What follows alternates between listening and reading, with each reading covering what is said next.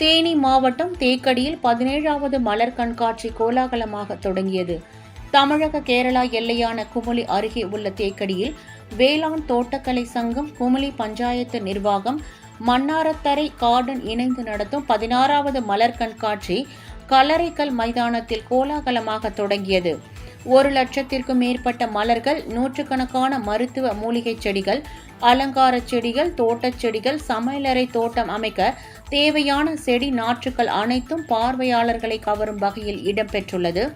வேளாண் குறித்த கருத்தரங்கம், விவசாயம் குறித்த சந்தேகங்கள் மற்றும் பார்வையாளர்களுக்கான மலர் அலங்கார போட்டிகள், சமையல் போட்டி, குழந்தைகளுக்காக விளையாட்டரங்கம், மீன் கண்காட்சி, வீட்டு வளர்ப்பு விலங்குகளின் கண்காட்சி, இயற்கை காய்கறி மழைநீர் சேகரிப்பு, போதை ஒழிப்பு, பெண்கள் பாதுகாப்பு குறித்த கருத்தரங்கு என்று இந்த மலர் காட்சியில் ஏற்பாடு செய்யப்பட்டுள்ளது.